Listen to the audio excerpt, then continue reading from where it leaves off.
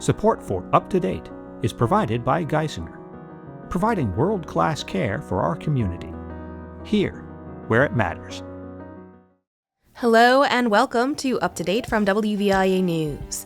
I'm Sarah Cinto, here to keep you up to date with all the news you should know about. Today we'll take a deeper look at this year's PA school report card, and state lawmakers did advance bills about data center development this week. It's Thursday, July 2nd. Let's get into it.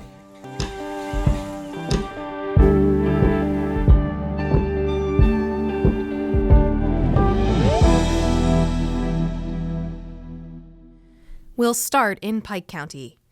Since the 1930s, a star has illuminated the knob overlooking Milford Borough.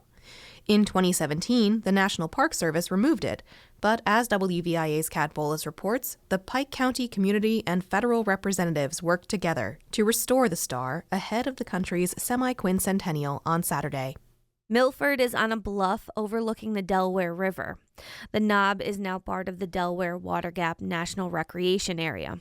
When you stand up there, you have an incredible panoramic view of the borough of Milford and the hills leading out into New Jersey, up the Delaware River.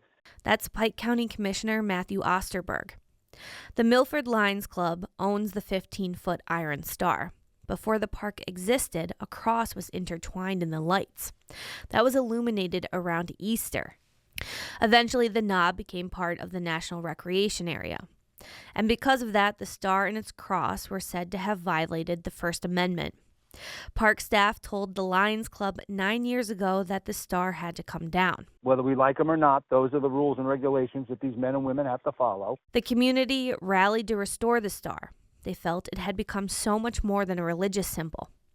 Osterberg says they heard at the 11th hour that the star will shine over the borough once again in time for the 4th of July. It's like the Star of Hope, right? We're going to have it lit for the 250th anniversary, but it's also looking at another 250 years of freedom in this country, and that's what this star can stand for. Milford Borough's 250th anniversary parade starts at noon on Saturday.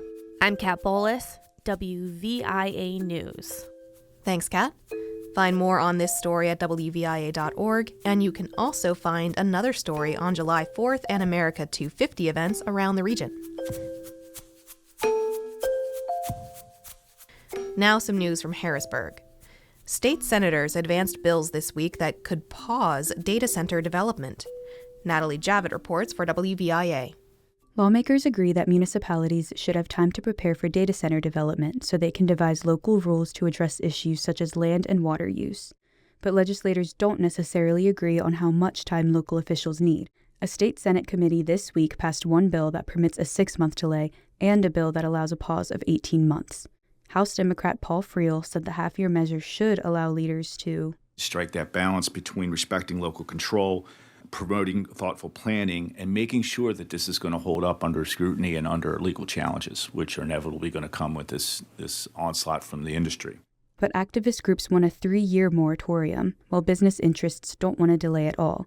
The Pittsburgh Technology Council says Pennsylvania could be a leader in artificial intelligence, but a pause will make it harder to create new tech jobs. Reporting from Harrisburg, Natalie Javitt.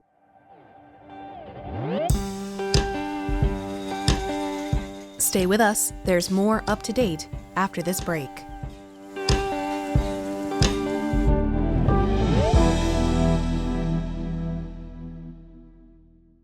You know WVIA as your arts, news, and information station. It's time to add local sports to the list. Get ready for Sports Voices, a new feature where we partner with Fox 56 TV sports director Bob Ide to discuss the latest local sports news from around Northeast and Central Pennsylvania. We'll look ahead to the week's key games in high school sports, collegiate athletics, and more.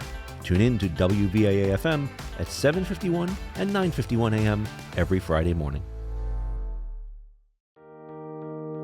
Welcome back. Now we have more on our annual PA School Report Card released this week. WVIA's Sarah Hofias Hall has a longer breakdown of the report and how school districts are focusing on literacy. Morning light filtered into the first grade classroom in Benton, Columbia County. Summer break would start soon, but the students had reading skills to practice. Everyone.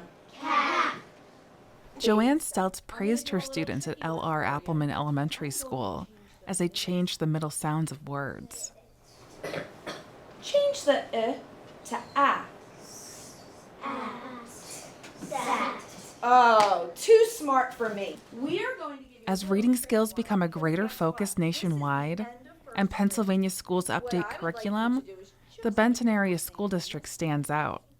Nearly all school districts in Pennsylvania have seen drops, some severe, in English language arts proficiency scores since the COVID-19 pandemic.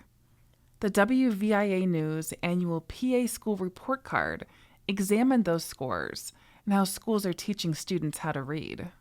Benton area has essentially maintained language arts scores, while other districts struggle. So we're making sure that we're laying that foundation solid for the kids so they're successful moving forward. That's Daniel Yarnell, principal at Appleman. He says that a dedicated staff and small class sizes help student achievement. Data released in June revealed that 33% of Pennsylvania's fourth graders read proficiently.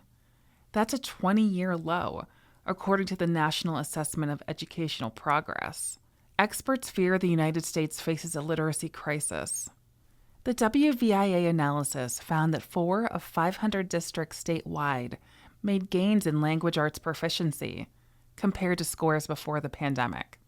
The pandemic revealed where schools needed to improve, including how they teach children to read. And in Pennsylvania, it's a new law. The state now requires school districts to adopt evidence-based reading curriculum, also known as the science of reading.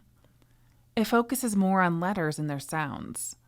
Advocates seek state funding to train teachers and buy curriculum. Here's Scranton Superintendent Aaron Keating. When I got here 2 years ago, literacy became something that to me was the crux of where we were going to make school improvement. If you cannot read, you cannot learn, and that is as simple as it is. Susie Schaefer is a reading specialist at McNichols Plaza Elementary in Scranton. The district worked with its teachers union and trained all teachers in the science of reading. It's changed from a balanced literacy approach where you would say, oh, use a context clue or look at the picture or take your best guess, to really attacking each and every word. As summer break neared, Schaefer kept the attention of a group of first graders for an hour. Mm-hmm. They identified letter sounds and vowel teams. A digraph, yeah. Vowel team is when two vowels make the same sound, right? Digraph is when two consonants make one sound. She says the new approach is working. They're looking at letters and sounds and blending them together, giving them the confidence to tackle a word that they've never seen before. Reporting from Columbia and Lackawanna counties, I'm Sarah Hophius Hall, WVIA News. For more on this story, including a database of test scores from the state's 500 school districts, visit WVIA.org.